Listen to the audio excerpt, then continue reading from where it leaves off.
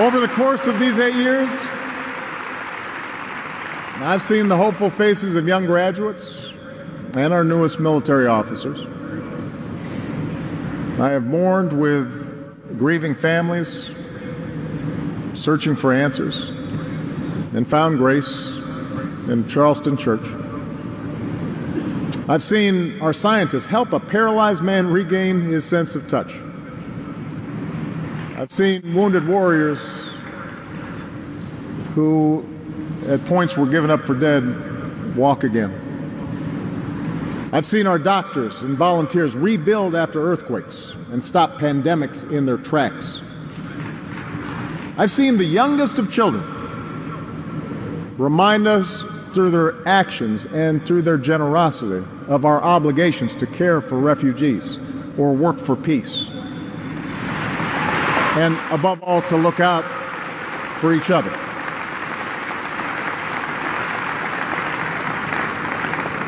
So that faith that I placed all those years ago, not far from here, in the power of ordinary Americans to bring about change, that faith has been rewarded in ways I could not have possibly imagined. And I hope your faith has too. Some of you here tonight or watching at home, you were there with us in 2004, in 2008, 2012.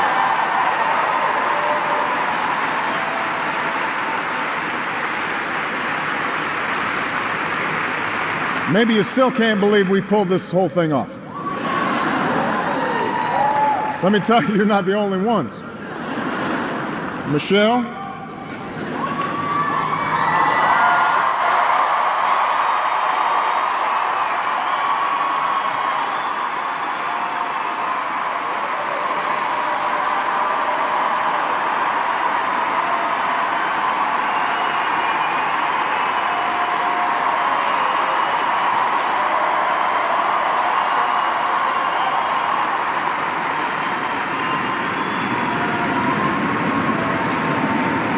Michelle LaVaughn Robinson, girl of the South Side.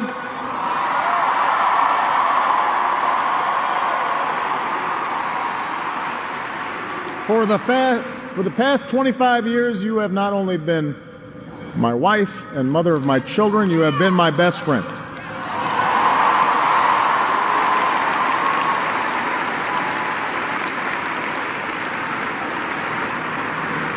You took on a role you didn't ask for, and you made it your own, with grace and with grit and with style and good humor.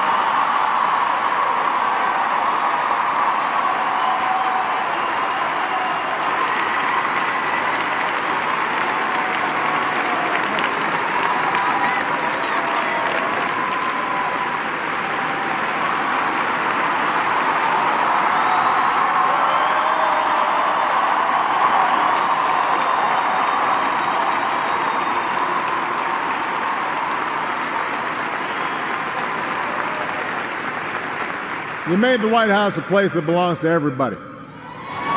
And a new generation sets its sights higher because it has you as a role model. So you have made me proud, and you have made the country proud.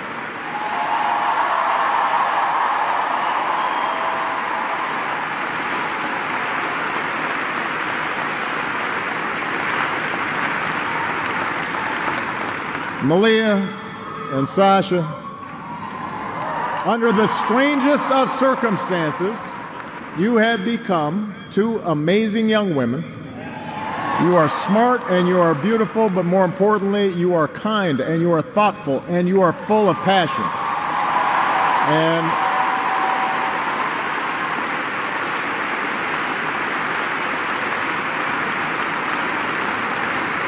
you wore the burden of years in the spotlight so easily. Of all that I have done in my life, I am most proud to be your dad.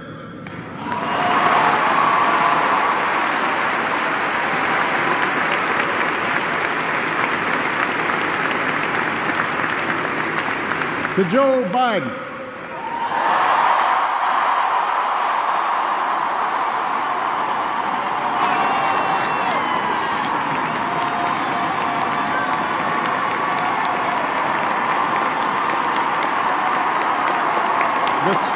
kid from Scranton who became Delaware's favorite son.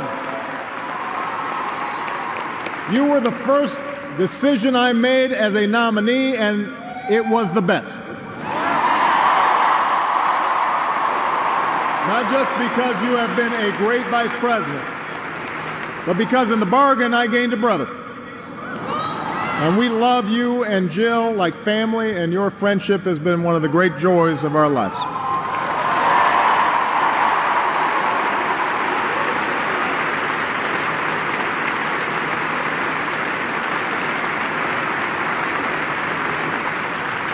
To my remarkable staff, for 8 years, and for some of you a whole lot more, I have drawn from your energy, and every day I try to reflect back what you displayed: heart and character and idealism.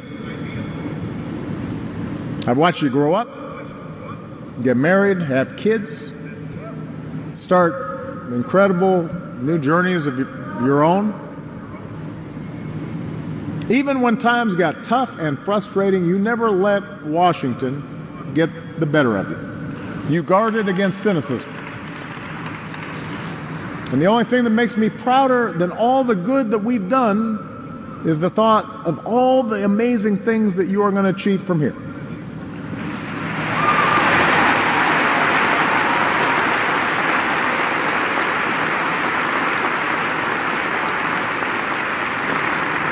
And to all of you out there, every organizer who moved to an unfamiliar town, every kind family who welcomed them in, every volunteer who knocked on doors, every young person who cast a ballot for the first time, every American who lived and breathed the hard work of change, you are the best supporters and organizers anybody could ever hope for, and I will be forever grateful. Because you did change the world. You did. And that's why I leave this stage tonight even more optimistic about this country than when we started.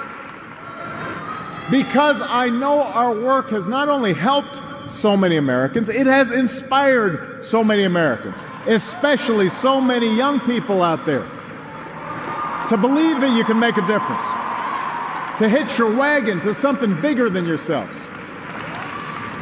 Let me tell you, this generation coming up, unselfish, altruistic, creative, patriotic, I've seen you in every corner of the country.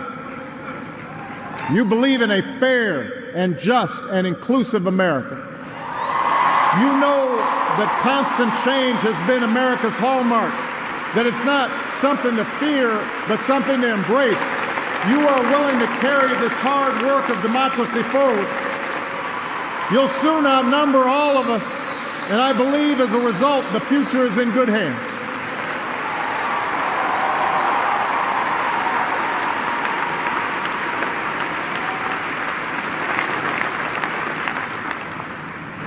My fellow Americans, it has been the honor of my life to serve you. I won't stop. In fact, I will be right there with you as a citizen for all my remaining days. But for now, whether you are young or whether you're young at heart, I do have one final ask of you as your president. The same thing I asked when you took a chance on me 8 years ago. I'm asking you to believe, not in my ability to bring about change, but in yours. I'm asking you to hold fast to that faith written into our founding documents, that idea whispered by slaves and abolitionists, that spirit sung by immigrants and homesteaders and those who marched for justice, that creed reaffirmed by those who planted flags from foreign battlefields to the surface of the moon. A creed at the core of every American whose story is not yet written. Yes, we can. Yes, we did. Yes, we can. Thank you. God bless you. May God continue to bless the United States of America.